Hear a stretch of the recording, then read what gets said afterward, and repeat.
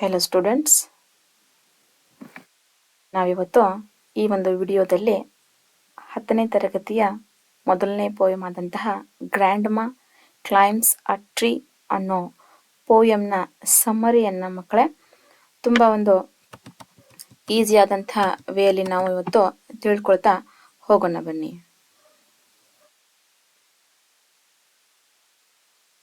Grandma climbs a tree is a poem written by Ruskin Bond. The Indian Council has recognized him as the pioneer of the growth of children's literature in India. Grandma climbs a tree ಅನ್ನೋ ಪೋಯಮನ್ನು Ruskin bond ಅವರು ಬರೆದಿರ್ತಕ್ಕಂಥದ್ದು. ಭಾರತ ಒಂದು ಇವರನ್ನ ಒಂದು ಮಕ್ಕಳ ಒಂದು ಸಾಹಿತ್ಯದ ಒಂದು ಬೆಳವಣಿಗೆಯಲ್ಲಿ ಇವರು ಮುಂಚೂಣಿಯಲ್ಲಿರ್ತಕ್ಕಂಥವ್ರು ಅನ್ನೋ ರೀತಿಯಾಗಿ ಇವರನ್ನ ಗುರುತಿಸಿರ್ತಕ್ಕಂಥದ್ದು. He has written one more than 30 books for children. ನೋಡಿ ಸ್ಟೂಡೆಂಟ್ಸ್, ರಸ್ಕಿನ್ ಬಾಂಡ್ ಅವ್ರೇನಪ್ಪಾ ಅಂತಂದ್ರೆ 30 ಬುಕ್ಸ್ಗಳನ್ನು ಚಿಲ್ಡ್ರನ್ಸ್ ಬಗ್ಗೆನೇ ಬರೆದಿರ್ತಕ್ಕಂಥದ್ದು, ಚಿಲ್ಡ್ರನ್ಸ್ಗೋಸ್ಕರನೇ ಕಥೆಗಳನ್ನು ಬರೆದಿರ್ತಕ್ಕಂಥದ್ದು ಅಥವಾ ಪೋಯಮ್ಗಳನ್ನು ಬರೆದಿರ್ತಕ್ಕಂಥದ್ದು. ಇನ್ ದಿಸ್ ಪೋಯಮ್, ಈ ಒಂದು ಪೋಯಮ್ಮಲ್ಲಿ we can see Bond's great ability to enjoy unusual events and activities. Commonly, unusual things are seeds for humor. ನೋಡ್ರಿ ಏನಪ್ಪಾ ಅಂದರೆ ಈ ಒಂದು ಗ್ರ್ಯಾಂಡ್ಮಾ ಕ್ಲೈಂಬ್ಸ್ ಅ ಟ್ರೀ ಅನ್ನೋ ಒಂದು ಪೋಯಮಲ್ಲಿ ನಾವು ಯಾವ ರೀತಿಯಾಗಿ ಕೆಲವೊಂದಿಷ್ಟು ಅನ್ಯೂಶುವಲ್ ಇವೆಂಟ್ಸ್ಗಳನ್ನು ಸಹಿತ ನಾವು ಲೈಫಲ್ಲಿ ಎಂಜಾಯ್ ಮಾಡಬಹುದು, ನೆಗೆಟಿವಿಟಿಯಲ್ಲೂ ಕೂಡ ನಾವು ಪಾಸಿಟಿವಿಟಿನ ಯಾವ ರೀತಿಯಾಗಿ ಹುಡುಕಬಹುದು ಅನ್ನೋದನ್ನ ಏನಪ್ಪಾ ಅಂದ್ರೆ ನಾವು ಹ್ಯೂಮರಸ್ ಆಗಿ ಈ ಒಂದು ಪೋಯಮಲ್ಲಿ ರಸ್ಕಿನ್ ಬಾಂಡ್ ಅವರು ನಮಗೆ ಹೇಳ್ತಾ ಹೋಗಿರ್ತಕ್ಕಂಥದ್ದು. Climbing a tree by grandma is one of the unusual anecdotes. This is the poem, as the title suggests, how an old woman keeps the childish habits and desires. ಯಾವ ರೀತಿಯಾಗಿ ಈ poem title ಇದೆ, grandma climbs a tree ಅಂತ ಇದೆಯಲ್ಲ, ಆ ಒಂದು title ಪ್ರಕಾರ ಯಾವ ರೀತಿಯಾಗಿ ಒಬ್ಳು ಏಜ್ ಆಗಿರ್ತಕ್ಕಂತಹ ಅಂದರೆ ವಯಸ್ಸಾಗಿರ್ತಕ್ಕಂತಹ ಮಹಿಳೆ ಅಥವಾ ಅಜ್ಜಿ ಮಕ್ಕಳಿಗೆ ಇರ್ತಕ್ಕಂತಹ ಒಂದು ಹವ್ಯಾಸಗಳನ್ನ ಇನ್ನೂ ಸಹಿತ ಇಟ್ಕೊಂಡು ಕಂಟಿನ್ಯೂನ ಮಾಡ್ತಿದ್ದಾಳೆ. ಮಕ್ಕಳಿಗಿರ್ತಕ್ಕಂಥ ಆಸೆಗಳು ಅವಳ ಮನಸ್ಸಲ್ಲಿ ಇನ್ನೂ ಇದೆ. ಅವಳ ದೇಹಕ್ಕೆ ವಯಸ್ಸಾಗಿದೆ ವಿನಃ ಅವಳ ಮನಸ್ಸಿಗೆ ವಯಸ್ಸಾಗಿಲ್ಲ. ಅವಳಲ್ಲಿ ಇರ್ತಕ್ಕಂತಹ ಆಸೆಗಳಿಗೆ ಹವ್ಯಾಸಗಳಿಗೆ ವಯಸ್ಸು ಆಗಿದ್ದಿಲ್ಲ ಅನ್ನೋದನ್ನ ಇಲ್ಲಿ ರಸ್ಕಿನ್ ಬಾಂಡ್ ಅವರು ನಮಗೆ ತುಂಬಾ ಕ್ಲೀನ್ ಆಗಿ ಒಂದು ಅಜ್ಜಿಯ ಒಂದು ಬಿಹೇವಿಯರ್ಗಳನ್ನ ಇಲ್ಲಿ ಹೇಳ್ತಾ ಹೋಗ್ತಾರೆ. The speaker here explained his grandma's habit. He called her genius because she could climb a tree in that old age. ನೋಡ್ರಿ, ಅಜ್ಜಿಗೆ ಏನಾಗಿದೆ, ವಯಸ್ಸಾಗಿದ್ರೂ ಸಹಿತ ಅವಳು ಹುಮ್ಮಸ್ಸಿಗೆ ಏನಾಗಿಲ್ಲ ಮಕ್ಕಳಲ್ಲಿ, ವಯಸ್ಸಾಗಿಲ್ಲ. ತುಂಬ ಜೀನಿಯಸ್ ಅಂತ ಇಲ್ಲಿ ಪೋಯೆಟ್ ಅವ್ರ ಅಜ್ಜಿಯನ್ನ ಇಲ್ಲಿ ಎಲಾಬೊರೇಟ್ ಮಾಡ್ತಾ ಇದ್ದಾರೆ. ಯಾವುದ್ರಲ್ಲಿ ಜೀನಿಯಸ್ ಆಗಿದ್ಲು ಆತನ ಗ್ರ್ಯಾಂಡ್ಮಾ ಅಪ್ಪ ಅಂತಂದ್ರೆ ಟೀಯನ್ನ ಕ್ಲೈಂಬ್ ಮಾಡೋದ್ರಲ್ಲಿ, ಮರವನ್ನ ಏರೋದ್ರಲ್ಲಿ ಅಷ್ಟೊಂದು ಅವಳು ನಿಪುಣತೆಯನ್ನ ಹೊಂದಿದ್ಲು ಅಂತ ಇಲ್ಲಿ ಹೇಳ್ತಿದ್ದಾರೆ. The tree may be high or spreading, she would have to climb. ನೋಡ್ರಿ ಸ್ಟೂಡೆಂಟ್ಸ್, ಇಲ್ಲೇ ಅಜ್ಜಿ ಎಂಥ ಮರಗಳನ್ನ ಏರ್ತಾ ಇದ್ಲು ಅನ್ನೋದ್ರ ಬಗ್ಗೆನೂ ಸಹಿತ ಇಲ್ಲಿ ಕವಿ ಏನ್ ಮಾಡಿದ್ರೆ ನಮಗೆ ವಿವರಣೆಯನ್ನ ಕೊಟ್ಟಿರ್ತಕ್ಕಂಥದ್ದು. ಇಲ್ಲಿ ಪೋಯೆಟ್ ರಸ್ಕಿನ್ ಬಾಂಡ್ ಅವರು ಅಲ್ಲಿ ಗ್ರ್ಯಾಂಡ್ಮಾ ಅಲ್ಲಿ ಏರ್ತಕ್ಕಂತಹ ಟ್ರೀಸು ಹೈ ಇರ್ಬೋದು ಅಥವಾ ಸ್ಪ್ರೆಡ್ಡಿಂಗ್ ಆಗಿರ್ಬೋದು, ಎಷ್ಟೇ ಎತ್ತರವಾಗಿರ್ಬೋದು ಅಥವಾ ವಿಶಾಲವಾಗಿ ಹರಡಿರ್ತಕ್ಕಂಥ ಮರಗಳಿರ್ಬೋದು, ಅವುಗಳನ್ನ ಅವಳು ತುಂಬಾ ಈಸಿಯಾಗಿ ಏರ್ತಾ ಇದ್ದಂತೆ. Even at the age of 62, She climbed a tree. She had the capacity of climbing the tree very quickly. She has this skill. ನೋಡ್ರಿ ಏನಪ್ಪ ಅಂದರೆ ಅವಳಿಗೆ ಏಜ್ ಎಷ್ಟಿದೆ ಮಕ್ಕಳೇ 62 ಏಜಲ್ಲಿನೂ ಸಹಿತ she had the capacity of climbing the tree very quickly. ಎಷ್ಟೇ ಎತ್ತರವಾದಂತಹ ಮರವಾಗಿರಲಿ, ತುಂಬ ವಿಶಾಲವಾದಂತಹ ಮರವಾಗಿರಲಿ, ಅವುಗಳನ್ನು ತುಂಬ ಈಸಿಯಾಗಿ ಏರ್ತಕ್ಕಂಥ ಒಂದು ಸ್ಕಿಲ್ಲು ಆ ಗ್ರ್ಯಾಂಡ್ಮಗೆ ಇತ್ತು ಅಂತ ಇಲ್ಲಿ ಅವರು ಹೇಳ್ತಾ ಇದ್ದಾರೆ. She is fond of climbing a tree since her childhood. ನೋಡ್ರಿ ಇಲ್ಲಿ ಪೋಯೆಟ್ ಕಂಟಿನ್ಯೂ ಆಗಿ ಹೇಳ್ತಾ ಹೋಗ್ತಾರೆ,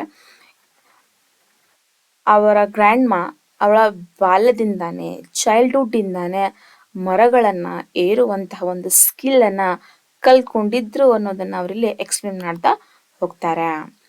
she had this gift and enjoying a lot by childhood. ಅವರ ಬಾಲ್ಯದಿಂದನೂ ಸಹಿತ ಗ್ರ್ಯಾಂಡ್ ಮಾಗೆ ಮರಗಳನ್ನು ಏರುವಂತಹ ಒಂದು ಸ್ಕಿಲ್ಲು ಗಿಫ್ಟ್ ಆಗಿ ಬಂದಂತಹ ಒಂದು ಗಿಫ್ಟನ್ನು ಅವರ ಅಜ್ಜಿ ತುಂಬ ಎಂಜಾಯ್ ಮಾಡ್ತಾ ಬದುಕ್ತಾ ಇದ್ರು ಅಂತ ಇಲ್ಲಿ ಪೊಯೆಟ್ ಹೇಳ್ತಿದ್ದಾರೆ. She feels happy to climb a tree. She had more pleasure in a tree than in a lift. ನೋಡಿ ಮಕ್ಕಳಲ್ಲಿ ಯಾವ ರೀತಿಯಾಗಿ ಆ ಗ್ರ್ಯಾಂಡ್ ಮಾ ಮರವನ್ನು ಏರಿದಾಗ ತುಂಬ ಹ್ಯಾಪಿಯಾಗಿರ್ತಾ ಇದ್ರು. ಲಿಫ್ಟಲ್ಲಿ ಹೋಗೋದಕ್ಕಿಂತನೂ ಮರವನ್ನು ಏರಿ ಮೇಲೆ ಹೋಗೋದು ಅಷ್ಟೊಂದು ಏನಪ್ಪ ಅಂತ ಅವ್ರಿಗೆ ಹ್ಯಾಪಿನೆಸ್ಸನ್ನು ಪ್ಲೆಜರನ್ನು ಕೊಡ್ತಾ ಇತ್ತು ಅಂತ ಇಲ್ಲಿ ರಸ್ಕಿನ್ ಬಾಂಡ್ ಹೇಳ್ತಿದ್ದಾರೆ. As years went on and grandma became old and her well-wishers suggest that she must stop climbing trees. Whenever the people grow old, they can give up children's deeds and lead graceful life. ಏನಾಯ್ತು, ವಯಸ್ಸಿದ್ದಾಗ ಸರಿ ಮರವನ್ನು ಏರ್ತಾ ಇದ್ರು, ಹೇಗೆ ವಯಸ್ಸು ಆಗ್ತಾ ಆಗ್ತಾ ಹೋಯ್ತಲ್ಲ ಅವರ well wishers, family members, friends ಎಲ್ಲ ಅವ್ರಿಗೆ ಏನು ಮಾಡೋದಕ್ಕೆ ಶುರು ಮಾಡಿದರು, ಬೇಡ ನಿನಗೆ ವಯಸ್ಸಾಗ್ತಾ ಇದೆ, ಮೊದಲಿನ ಹಾಗೆ ದೇಹದಲ್ಲಿ ಶಕ್ತಿ ಇರೋದಿಲ್ಲ, ಶಕ್ತಿ ಕುಂದುತ್ತೆ, ಮರಗಿಡಗಳನ್ನು ಏರೋದನ್ನು ಬಿಟ್ಟು ಬಿಡು, ವಯಸ್ಸಾಗಿದೆ, ಒಂದು ಗ್ರೇಸ್ಫುಲ್ ಲೈಫನ್ನು ಲೀಡ್ ಮಾಡುವಷ್ಟು ವಯಸ್ಸಾಗಿದೆ, ಬಿಟ್ಬಿಡು ಅಂತ ಹೇಳ್ತಾ ಇದ್ರು. ಗ್ರ್ಯಾಂಡ್ ಮಾ ರಿಪ್ಲೈ ಕೊಡ್ತಾ ಇತ್ತು. ಗ್ರ್ಯಾಂಡ್ ಮಾ laughed and said that she will grow disgracefully. What is in that? But she can assure that she can do it better. ಅವರ ವೆಲ್ ವಿಷರ್ಸ್ ಹೇಳ್ತಾ ಇದ್ರು, ಮರವನ್ನು ಹತ್ತಬೇಡ, ವಯಸ್ಸಾಗಿದೆ ಅಂತ ಹೇಳಿ, ಗ್ರೇಸ್ಫುಲ್ ಲೈಫನ್ನು ನಡೆಸುವಷ್ಟು ಏಜ್ ಆಗಿದೆ ಅಂತ ಹೇಳಿ. ಆದರೆ ಅಜ್ಜಿ ಹೇಳ್ತಾ ಇದ್ರು, ನಾನು ಗ್ರೇಸ್ಫುಲ್ ಆಗಿನೇ ಗ್ರೋ ಆಗಿದ್ದೇನೆ, ನಾನು ಮಾಡ್ತಕ್ಕಂಥ ಕೆಲಸವನ್ನು ನಾನು ಬೆಟರ್ ಆಗಿ ಮಾಡ್ತೇನೆ, ನನ್ನ ದೇಹಕ್ಕೆ ವಯಸ್ಸಾಗಿದೆ, ನನ್ನಲ್ಲಿರ್ತಕ್ಕಂತಹ ಆಸೆಗಳಿಗೆ ಹುಮ್ಮಸ್ಸಿಗೆ ವಯಸ್ಸಾಗಿಲ್ಲ ಅಂತ ಅವರು ಹೇಳ್ತಾ ಇದ್ರು. Others would agree to her. What can she do in a better way? Luckily there was no tree in their garden. Grandma learned to climb a tree from her loving brother when she was 6 years. ನೋಡಿ, ಈ ಒಂದು ಮರವನ್ನು ಏರ್ತಕ್ಕಂಥ ಹವ್ಯಾಸ ಅವರಿಗೆ ಬಾಲ್ಯದಿಂದನೇ ಶುರುವಾಗಿತ್ತು. ಗ್ರ್ಯಾಂಡ್ಮಾಗೆ 5 ವರ್ಷ ವಯಸ್ಸು ಇರುವಾಗಲೇನೆ ಆತನ ಸಹೋದರನಿಂದ ಅವರಿಗೆ ಆ ಸ್ಕಿಲ್ ಬಂದಿರತಕ್ಕಂಥದ್ದು. All old people feared that if she tree one day or the other some danger would happen to her. This is a fear of her beloveds. Once the family members were out of town, grandma had a terrible fall. ಅವರ ಒಂದು well ವಿಷರ್ಸ್ಗೆ, beloved ಪೀಪಲ್ಸ್ಗೆ ಏನು ಭಯ ಇತ್ತಲ್ಲ, ಈ ರೀತಿಯಾಗಿ ಶಕ್ತಿ ಮೀರಿದ ಮೇಲೆ ಸಹಿತ ಮರಗಿಡಗಳನ್ನು ಈಸಿಯಾಗಿ ಏರೋದ್ರಿಂದ ಒಂದಲ್ಲ ಒಂದು ದಿವಸ ಅವರು ಮರದಿಂದ ಬೀಳಬಹುದು, ಅವರ ದೇಹಕ್ಕೆ ಏನಾದರೂ ತೊಂದರೆ ಆಗಬಹುದು ಅನ್ನೋ ಒಂದು ಕಾಳಜಿ ಇತ್ತಲ್ಲ, ಅದು ಒಂದಿನ ಆಗೇ ಬಿಡ್ತು ಸ್ಟೂಡೆಂಟ್ಸ್. ಒಂದು ದಿವಸ ಏನಾಯ್ತು, family members once the family members were out of town, grandma had a terrible fall. ಏನಾಗುತ್ತೆ, ಭಯಾನಕವಾಗಿ ಮರದಿಂದ ಏನ್ ಮಾಡ್ತಾರೆ, ಅವರು ಉರುಳಿ ಬೀಳ್ತಾರೆ. How did it happen? Don't know, but the result was actually a completely different. Instead of a threat, she climbed a tree and could not come down. ಅಷ್ಟು ಬಿದ್ರೂ ಸಹಿತ ಭಯ ಪಡದೇನೆ ಮತ್ತೆ ಮರವನ್ನ ಏರಿ ಕುತ್ಕೊಂಡ್ರು. ಏನು ಮರವನ್ನ ಏರಿ ಕುತ್ಕೊಂಡ್ರಲ್ಲ, ಕೆಳಗಡೆ ಬರೋದಕ್ಕೆ ನಿರಾಕರಣೆಯನ್ನ ಮಾಡೋದಕ್ಕೆ ಶುರು ಮಾಡ್ತಾರೆ. ನಾನು ಮರದ ಮೇಲಿಂದ ಕೆಳಗಡೆ ಬರೋದಿಲ್ಲ ಅಂತ ಮಕ್ಕಳ ರೀತಿಯಾಗಿ ಹಠವನ್ನ ಅಲ್ಲಿ ಅಜ್ಜಿ ಹಿಡಿತಕ್ಕಂಥದ್ದು. After the rescue, the doctor suggested that she had to take complete bed rest for 1 week. ಹಾಗೂ ಹೀಗೂ ಮಾಡಿ ಅಜ್ಜಿಯ ಮನಸ್ಸನ್ನ ಒಲಿಸಿ ಏನ್ ಮಾಡ್ತಾರೆ, ಅಜ್ಜಿಯನ್ನ ಮರದಿಂದ ಕೆಳಗಡೆ ಇಳಿಸ್ತಾರೆ. ಇಳಿಸಿದ ನಂತರ ಏನಾಗುತ್ತೆ, ಬಿದ್ದಿರ್ತಕ್ಕಂಥ ಒಂದು ಫೋರ್ಸ್ಗೆ ಸಣ್ಣ ಪುಟ್ಟ ಗಾಯಗಳಾಗಿರ್ತವೆ. ಡಾಕ್ಟರ್ಸ್ ಅನ್ನ ಕರೆಸಿ ಮನೆಯಲ್ಲಿ ಟ್ರೀಟ್ಮೆಂಟ್ ಅನ್ನ ಕೊಡಿಸಿದಾಗ ಅಲ್ಲಿ ಏನಪ್ಪಾ ಅಂದ್ರೆ ಡಾಕ್ಟರ್ ಸಜೆಸ್ಟ್ ಮಾಡ್ತಾರೆ, ಏನ್ ಮಾಡ್ತಾರೆ, she had to take a complete bed rest for 1 week. 1 ವಾರದವರೆಗೂ ಸಹಿತ ಕಂಪ್ಲೀಟ್ ಆಗಿ ಅವರು ಮಲ್ಕೊಂಡಂತಹ ಬೆಡ್ ಅನ್ನ ಬಿಟ್ಟು ಹೇಳೋ ಹಂಗಿಲ್ಲ, ಬೆಡ್ ರೆಸ್ಟ್ ಮಾಡಬೇಕು ಅಂತ ಅವ್ರಿಗೆ ಸಜೆಷನ್ ಅನ್ನ ಕೊಡ್ತಾರೆ. ಮುಂದೆ ಏನಾಗುತ್ತೆ, there was no major harm to her. Family members sighed with a relief when grandma was on the bed. It was like a little hell. Her bedroom is like a prison and she felt that she is imprisoned in her room. Notice students, what happened here? Family members sighed with that relief.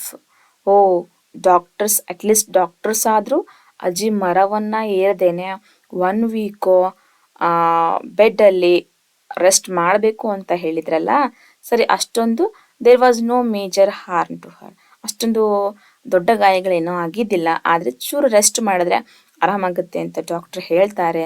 ಸರಿ 1 weak doctor rest ಹೇಳಿದ್ದಾರೆ ಅಂತ family members ನಿಟ್ಟುಸಿರನ್ನ ಬಿಡ್ತಾರೆ. When grandma was on the bed, 1 ವೀಕ್ವರೆಗೂ ಬೆಡ್ಡಲ್ಲಿ ಇದ್ರಲ್ಲ, so it was like a little hell. ಅದು ಒಂಥರ ಅಜ್ಜಿಗೆ ನರಕದ ರೀತಿ ಏನಾಗ್ತಾ ಇತ್ತು ಮಕ್ಕಳೇ, ಫೀಲ್ ಆಗ್ತಾ ಇತ್ತು. Her bedroom is like a prison and she felt that she is imprison in her bedroom. ನೋಡ್ರಿ, ಅವರು ಮಲಗಿರ್ತಕ್ಕಂತಹ ಒಂದು ಕೋಣೆ ಅಜ್ಜಿಗೆ ಪ್ರಿಸನ್ ರೀತಿ ಅನ್ನಿಸ್ತಾ ಇತ್ತು. ಪ್ರಿಸನ್ ಮೀನ್ಸ್ ಜೈಲು ಅಥವಾ ಇರ್ತವಲ್ಲ ಬಲೆಯಲ್ಲಿ, ಆ ರೀತಿಯಾಗಿ ಅಜ್ಜಿ ಏನಪ್ಪಾ ಅಂತಂದ್ರೆ ಜಾಲ ಅಂತ ಅನ್ನಿಸ್ತಾ ಇತ್ತು. During Har rest period, when she was in her room, she can feel the breeze and whisper of dancing leaves in the summer. ಸರಿ, ಅಲ್ಲಿ ರೂಮಲ್ಲಿ ರೆಸ್ಟ್ ಮಾಡ್ತಾ ಇದ್ರಲ್ಲ, ಆ ಸಮಯದಲ್ಲೂ ಸಹಿತ ಪ್ರಕೃತಿಯೊಂದಿಗೆ ಇರಬೇಕು, ನೇಚರ್ ಜೊತೆಗೇನೆ ನಾನು ಇರಬೇಕು. ಈ ಒಂದು ಕೋಣೆಯಲ್ಲಿ ನನಗೆ ನರಕದಲ್ಲಿ ಇರೋ ಹಾಗೆ ಫೀಲ್ ಆಗ್ತಾ ಇದೆ ಅನ್ನೋ ಒಂದು ಫೀಲಿಂಗು ಒಂದು ಗ್ರ್ಯಾಂಡ್ ಮಾನ ಮನಸ್ಸಲ್ಲಿ ಇತ್ತು. ಯಾವಾಗಲೂ ಸಹಿತ ಪ್ರಕೃತಿ ಜೊತೆಗೇನೆ ಇದ್ದು ಪ್ರಕೃತಿಯನ್ನ ಪ್ರೀತಿಸುವಂತಹ ಗ್ರ್ಯಾಂಡ್ ಮಾ ಒಂದು ರೂಮಲ್ಲಿ ಇರೋದು ತುಂಬಾ ಪೀರಿಯಡ್ ಅಲ್ಲೂ ಸಹಿತ ಅವರು ಹೊರಗಡೆ ಕಿಟಕಿಗಳಿಂದ ಬೀಸ್ತಕ್ಕಂತಹ ಒಂದು ಬ್ರೀಸ್ ಅನ್ನ, ತಂಗಾಳಿಯನ್ನ ಎಂಜಾಯ್ ಮಾಡ್ತಾ ಇದ್ರು. ಹೊರಗಡೆ ಮರಗಿಡಗಳಲ್ಲಿ ಅಲೆಗಾಡ್ತಕ್ಕಂತಹ ಎಲೆಗಳನ್ನ ನೋಡಿ, ಎಲೆಗಳ ನೃತ್ಯವನ್ನ ನೋಡಿ ಖುಷಿಯನ್ನ ಪಡ್ತಾ ಇದ್ರು. ಗ್ರ್ಯಾಂಡ್ ಮಾ peacefully waited till she became stronger. ಏನಾಯ್ತು? Grandma peacefully waited till she become stronger. 1 ವೀಕ್ವರೆಗೂ ಸಹಿತ ಫಿಸಿಕಲಿ ಸ್ಟ್ರಾಂಗ್ ಆಗೋವರೆಗೂ ಸಹಿತ ಆಗಿರ್ತಕ್ಕಂಥ ಸಣ್ಣ ಪುಟ್ಟ ಗಾಯಗಳು ಕಂಪ್ಲೀಟ್ ಆಗಿ ಹೀಲ್ ಆಗೋವರೆಗೂ ಸಹಿತ ವೇಟ್ ಮಾಡ್ತಾರೆ. ಆಫ್ಟರ್ವರ್ಡ್ಸ್ ತದನಂತರ ಏನಾಗುತ್ತೆ? She said to her son that she could not lie on the bed any longer and without hesitating she ordered that she wanted a house on the tree top. ನೋಡ್ರಿ, ಯಾವಾಗ complete ಆಗಿ ಹುಷಾರಾಯ್ತಲ್ಲ, ಹುಷಾರಾದ ತಕ್ಷಣ ತನ್ನ ಮಗನನ್ನ ಕರೀತಾರೆ. ಅಜ್ಜಿ ಕರೆದು ಹೇಳ್ತಾರೆ, ನೋಡು ಮಗನೇ, ನನಗೆ ಇನ್ನೂ ಹೆಚ್ಚು, ಈಗ 1 ವೀಕ್ ಆಲ್ರೆಡಿ ಮಲಗಿದ್ದೇನೆ ಬೆಡ್ ಮೇಲೆ, ಇನ್ನೂ ಹೆಚ್ಚು ದಿನಗಳ ಕಾಲ ನನಗೆ ಬೆಡ್ ಮೇಲೆ ಮಲ್ಕೊಂಡು ಇರೋದಕ್ಕೆ ಸಾಧ್ಯ ಆಗೋದಿಲ್ಲ. ಒಂದೇ ರೂಮಲ್ಲಿ ಕಟ್ ಹಾಕ್ದಂಗೆ ಆಗುತ್ತೆ, ಕತ್ತಲ್ ಕೋಣೆಯಲ್ಲಿ ಇರೋದು ನನಗೆ ಆಗೋದಿಲ್ಲ ಅಂತ ಏನಪ್ಪಾ ಅಂದರೆ ಹೇಳಿ ಒಂದು ಆರ್ಡ್ರನ್ನು ಮಾಡ್ತಾರೆ. ಏನು ಆರ್ಡರ್ ಮಾಡ್ತಾರೆ? She order that she wanted A house on the tree top. ನನಗೆ ಮರದ ಮೇಲೆ ಏನು ಬೇಕೋ ಇರೋದಕ್ಕೆ ಒಂದು ಮನೆ ಬೇಕು, ನೀನದನ್ನು ನನಗೆ ನಿರ್ಮಾಣ ಮಾಡಿಕೊಡಬೇಕು ಅಂತ ಆರ್ಡರ್ ಮಾಡ್ತಾರೆ. Son was obedient to his mother and obeyed her order. ಸರಿ, ಅಜ್ಜಿಯ ಮಗನು ಸಹಿತ ತಾಯಿಯ ಮಾತನ್ನ ಒಬಿಡಿಯಂಟ್ ಆಗಿ ಪಾಲನೆಯನ್ನ ಮಾಡ್ತಾರೆ, ಪ್ರಾಮಾಣಿಕವಾಗಿ ಒಪ್ಕೊಳ್ತಾರೆ. ಒಪ್ಕೊಂಡು immediately he started the work with the help of his son who was an expert. ಏನಾಗುತ್ತೆ? ಸರಿ, ಆತ ಆ ಅಜ್ಜಿಯ ಮೊಮ್ಮಗ ಇರ್ತಾರಲ್ಲ, ಈ ಮೊಮ್ಮಗನ ಕರ್ಕೊಂಡು, ಇಲ್ಲಿ ಮೊಮ್ಮಗ ಬೇರೆ ಯಾರು ಅಲ್ಲ, ನಮ್ಮ ಪೋಯೆಟ್ಟು ರಸ್ಕಿನ್ ಬಾಂಡ್. ಸರಿನಾ? ಇಲ್ಲಿ ರಸ್ಕಿನ್ ಬಾಂಡ್ ಏನ್ ಮಾಡ್ತಾರೆ? ತನ್ನ ತಂದೆಯ ಜೊತೆಗೆ ಸೇರ್ಕೊಂಡು ತಮ್ಮನ್ನ ತಾವು ಇಲ್ಲಿ ಸನ್ ಹೂ ವಾಸ್ ಆನ್ ಎಕ್ಸ್ಪರ್ಟ್ ಅಂತ ಇಲ್ಲಿ ಎಕ್ಸ್ಪ್ರೆಸ್ ಮಾಡಿರ್ತಕ್ಕಂಥದ್ದು. ರಸ್ಕಿನ್ ಬಾಂಡ್ ತಮ್ಮನ್ನ ಇಲ್ಲಿ ಎಕ್ಸ್ಪ್ರೆಸ್ ಮಾಡ್ಕೋತಾ ಹೋಗ್ತಾರೆ. ನಾನು ಮನೆಗಳನ್ನ ಕಟ್ಟೋದ್ರಲ್ಲಿ ಏನಾಗಿದೆ? ಎಕ್ಸ್ಪರ್ಟ್ ಆಗಿದೆ. ನನ್ನ ಒಂದು ಎಕ್ಸ್ಪರ್ಟ್ ಗೈಡೆನ್ಸ್ ಅಲ್ಲಿ ಅಂದ್ರೆ ತಮ್ಮ ತಂದೆ ಅಂದ್ರೆ ಆ ಅಜ್ಜಿಯ ಮಗ ಏನ್ ಮಾಡ್ತಾರೆ? ಇಬ್ರು ಸಹಿತ ಸೇರಿ ಗ್ರ್ಯಾಂಡ್ ಮಾಗೋಸ್ಕರ ಒಂದು ಟ್ರೀ ಹೌಸ್ ಅನ್ನ ರೆಡಿ ಮಾಡ್ತಾರೆ. They finished their work and made her a little beautiful house on the tree top. ಒಂದು ಎತ್ತರವಾದಂಥ ಮರದ ಮೇಲೆ ಏನ್ ಮಾಡ್ತಾರೆ? ಅಜ್ಜಿಗೋಸ್ಕರ ಒಂದು ಸಣ್ಣದಾದಂಥ ಮತ್ತು ಸುಂದರವಾದಂತಹ ಒಂದು ಮನೆಯನ್ನ ನಿರ್ಮಾಣ ಮಾಡ್ತಾರೆ. The house had windows and a door. ಆ ಮನೆಗೆ ಕಿಟಕಿಗಳಿದ್ವು, ಬಾಗಿಲುಗಳಿದ್ವು. After that grandma lived in that house and her grandson could climb the tree every day to give glasses and tray. The grandson supplied food and wine to her. ಏನಪ್ಪಾ ಅಂದ್ರೆ ಮನೆ ನಿರ್ಮಾಣ ಆದ ತಕ್ಷಣ ಅಜ್ಜಿ ಏನ್ ಮಾಡ್ತಾರೆ? ಅಲ್ಲೇ ಇರೋದಕ್ಕೆ ಶುರು ಮಾಡ್ತಾರೆ. ಪ್ರತಿದಿನ ಆತನ ಮೊಮ್ಮಗ ಅಂದ್ರೆ ಇಲ್ಲೇ ನಮ್ಮ ಪೋಯೆಟ್ ರಸ್ಕಿನ್ ಬಾಂಡ್ ಏನ್ ಮಾಡ್ತಾರೆ?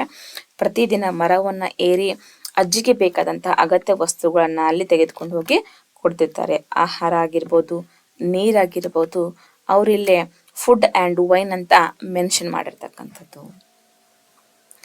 She sits there and eats and drinks with her grandson. Like this, she can claim her right to live on a tree. ನೋಡ್ರಿ, ಈ ರೀತಿಯಾಗಿ ಪ್ರಕೃತಿಯ ಜೊತೆಗೆ ಅಷ್ಟೊಂದು ಅಟ್ಯಾಚ್ಮೆಂಟ್ ಹೊಂದಿರತಕ್ಕಂತಹ ಗ್ರ್ಯಾಂಡ್ಮ ಕೊನೆಗೂ ಸಹಿತ ಏನ್ ಮಾಡ್ತಾರೆ? ಟ್ರೀ ಟಾಪ್ ಅಲ್ಲಿ ತಮ್ಮದೇ ಆದಂತಹ ಒಂದು ಟ್ರೀ ಹೌಸ್ ಅನ್ನ ಹೊಂದ್ಕೊಂಡು ಖುಷಿ ಖುಷಿಯಾಗಿ ಅಲ್ಲೇನೆ ವಾಸ ಮಾಡೋದಕ್ಕೆ ಶುರು ಮಾಡ್ತಾರೆ. ಏನೋ ತೊಂದರೆ ಆಗದೆ ಇರೋ ಹಾಗೆ ರಸ್ಕಿನ್ ಬಾಂಡ್ ಅವರು ಪ್ರತಿದಿನನೂ ಅವ್ರಿಗೆ ಆಹಾರ ಮತ್ತು ನೀರು ಅಗತ್ಯ ವಸ್ತುಗಳನ್ನ ಅಲ್ಲೇ ಒಯ್ದು ಕೊಡ್ತಿರ್ತಾರೆ.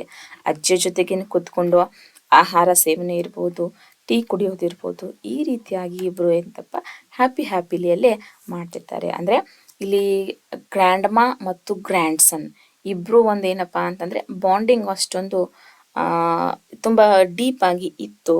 ಇಲ್ಲಿ ಅಜ್ಜಿಯ ಒಂದು ದೇಹದ ವಯಸ್ಸು ಅವಳ ಹುಮ್ಮಸ್ಸಿಗೆ ಯಾವುದೇ ರೀತಿಯಾಗಿ ಅಡ್ಡಿಯನ್ನು ಮಾಡಲಿಲ್ಲ ಅಂತ ಇಲ್ಲಿ ಪೋಯೆಟ್ ಏನಪ್ಪ ಅಂದರೆ ತುಂಬ ಒಂದು ಅಜ್ಜಿಯ ಒಂದು ಜೀನಿಯಸ್ನೆಸ್ಸನ್ನು ಇಲ್ಲಿ ಎಲಾಬರೇಟು ಮಾಡಿರ್ತಕ್ಕಂಥದ್ದು.